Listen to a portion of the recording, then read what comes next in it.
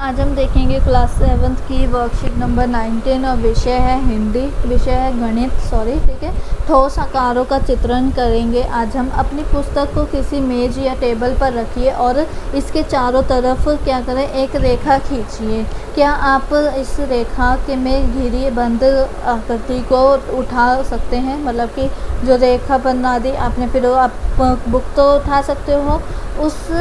फिर जो इस आकृति में जो आपने टेबल या वहाँ पर बनाई है ज़मीन पर रेखा, उस आकृति की जो विमाएँ कितनी हैं, मतलब कि लंबाई और चौड़ाई तो हम उसकी बता सकते हैं, लेकिन उसकी ऊंचाई, मोटाई और गहराई हम नहीं बता सकते। बुक की नहीं, जो आपने फिगर बनाई है, ठीक है। पहले आपने क्या करना है, एक बुक रखनी है, उसकी चारों तरफ आउटलाइन करनी है और उसके बाद वो बुक उठा लेनी है और फिर उस फिगर में देखना है कि आप इसकी लंबाई और चौड़ाई तो बता सकते हो, लेकिन आप इसकी मोटाई और ऊंचाई और गहराई नहीं बता सकते। इसलिए इन ठोस जो होते हैं आप इसे नहीं उठा सकते। और इस प्रकार की आकृतियों को क्या कहते हैं, द्विमिमीय आकृति कहते हैं, 2D कहते हैं, ठीक है। तो ये जैसे कि ये हो गया हमारा आयत, ये हो गया वृत्त, ये हो गया हमारा ट्रायंगल, ठीक है। तो इन सब का मैं आपको नाम लिख के फिर आती हूँ, ठीक है।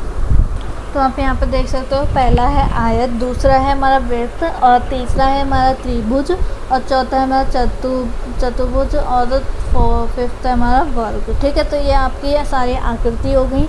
उसके बाद हमसे क्या कहा गया है, क्या आप अपनी पुस्तक को उठा सकते हैं? क्या हम अपनी पुस्तक को उठा सकते हैं? जो भी आपकी बुक है, यस हम उठा सकते हैं। ज़रा सोचिए क्यों उठाने के लिए। अब कुछ वस्तुओं जैसे अलमारी और फिर आइसक्रीम का कोन हो गया, पाइप, बॉल हो गई, लूडो का पासा हो गया, ये क्या है, ये सारी हमारी ये ध्यान में रखने वाली बात है। क्यों? क्योंकि ये सारी 3D शेप्स हैं, ठीक है। कैसी हैं? 3D आकृतियाँ हैं, क्योंकि इसकी लंबाई और चौड़ाई तो होती है, साथ में इसकी ऊंचाई, गहराई और इसके हम मोटाई को पता कर सकते हैं कि कितना मोटा है, कितनी गहराई है उसकी और कितना क्या है ऊंचाई है, ठीक है। तो उन्हें हम क्या कहते हैं, 3D शेप्स कहते हैं। जैसे कि कुछ ये हमारा हो गया, बेलन हो गया है और यहाँ पर अभी हम नाम लिखेंगे, कोन हो गया, स्क्वायर, क्यूब हो गया। तो अभी मैं आपको हिंदी में नाम लिख कर दिखाती हूँ कि क्या बोलते हैं इसे। तो ये आपके हो गया, फर्स्ट है बेलन, सेकंड है धन और थर्ड है हमारा धनाभ और फोर्थ है हमारा शंकु, ठीक है। तो ये आप अपनी आकृतियों के नीचे बनाओगे अपनी कॉपी में और देन फिर ये लिख दोगे नाम। उसके बाद आते हैं ठोस आकृतियों के भाग। कितने पार्ट्स की होती हैं ठोस आकृतियाँ, ये वाली। तो इसमें पहले होती है फलक। फलक क्या कहते हैं? फलक को हम कहते हैं किसी ठोस आकृति के समाप्त पृष्ठ में उसकी फलक कहते हैं। जैसे कि ये हमारी होती है फलक, ठीक है। ये इसे हम फेसेस भी कहते हैं इंग्लिश में, ठीक है। ये जो है ये हमारी क्या है, फलक, प्लेन हिस्सा। उसके बाद क्या है, शीश होता है हमारा किसी ठोस आकृति के कोने उसके शीश होते हैं, ठीक है। जैसे ये सारे क्या हैं, ये शीश हैं, ठीक है। ये सारे के सारे जो पॉइंट्स होते हैं इन्हें हम शीश कहते हैं। और फिर किनारे क्या हो गए हैं, किनारे किसी ठोस आकृति के ढांचे को मतलब कि ये जो होती है बाउंड्री, इन्हें हम क्या कहते हैं, किनारे कहते हैं, ठीक है। ये आपका किनारे हो गए हैं। तो आपको क्या पता चला, तीन पार्ट्स होते हैं। पहला होता है फलक। फलक होती है पूरा जो फेस होते हैं उसके, ठीक है, प्लेन हिस्सा। शीश होते हैं जो लाइनों से दो लाइनें जहाँ पर जुड़ती हैं वहाँ पर एक पॉइंट बनाता है, उसे हम शीश कहते हैं। और किनारे हो गए उसकी बाउंड्रीज।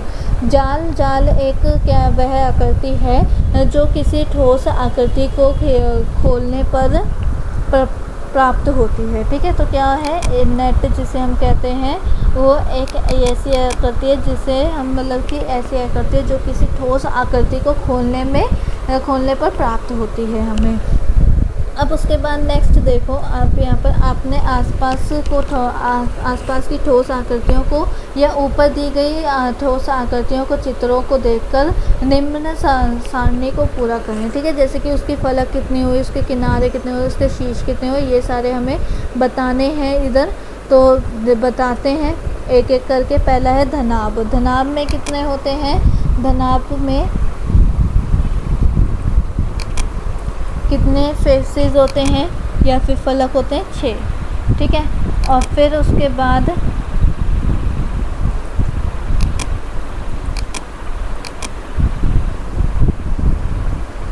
तो आप यहाँ पर क्या लिख लेना, 6 लिख लेना। और यहाँ पर क्या है, किनारे कितने होते हैं 12, ठीक है, और शीश कितने होते हैं 8। फिर उसके बाद बेलन में कितने होते हैं, बेलन में 3 वो होते हैं हमारे, ठीक है, पलक 3 होते हैं। किनारे कितने होते हैं अभी देखते हैं। मैं पहले ऐसा करती हूँ, टेबल कंप्लीट कर लेते हैं, फिर उसके बाद आपको दिखाती हूँ, ठीक है। तो यहाँ पर देखो, उसके बाद बेलन के फलक 3 होते हैं, किनारे उसके 0 होते हैं और शीश उसका कितना होता है 2 होता है। ऐसे ही शंकु के क्या होते हैं, 2 फलक होते हैं, 1 किनारा होता है और 1 शीश होता है। और घन में आप क्या लिखोगे, घन में आप घनाभ वाले लिखोगे। 6 यहाँ पर क्या होते हैं, फलक होते हैं, किनारे कितने होते हैं 12 और शीश कितने होते हैं 8, ठीक है। इसी के साथ आपकी ये टेबल भी कंप्लीट हो गई है। अब आते हैं मैचिंग पे। तो मैचिंग में आपने निम्न जालों को उनकी सही ठोस आकृति से करना है। मतलब ये जाल हो गए, जैसे ये अगर आप इसको खोलोगे तो आप कुछ ऐसा देखोगे, ठीक है। तो आपने क्या करना है, इससे मैच करना है, क्योंकि आप जब इसको खोलोगे तो आपको ऐसा दिखेगा। अब आप इसे खोलोगे तो ऐसा दिखेगा, इससे करोगे तो ऐसा, और इसे खोलोगे तो ऐसा, ठीक है। उसके बाद हमें एक एक्टिविटी बताई गई है, वो देख लेते हैं क्या एक्टिविटी है।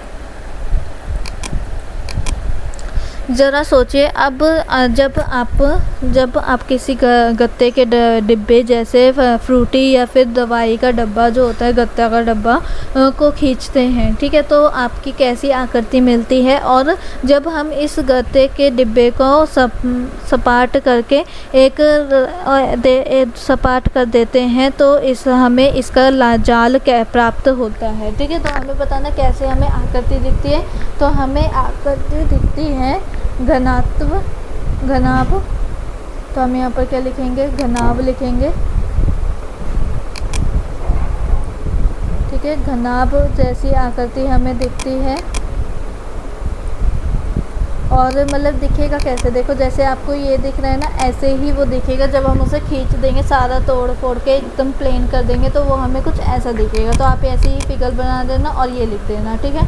इसी के साथ आपकी वर्कशीट भी कंप्लीट हो गई है। आई होप आपको वीडियो अच्छी लगी हो। अगर अच्छी लगी तो प्लीज़ लाइक कीजिए, चैनल पर नहीं हो तो सब्सक्राइब करना बिल्कुल ना भूलें, और कमेंट में रिव्यू ज़रूर दें कि आपको वीडियो कैसी लगी।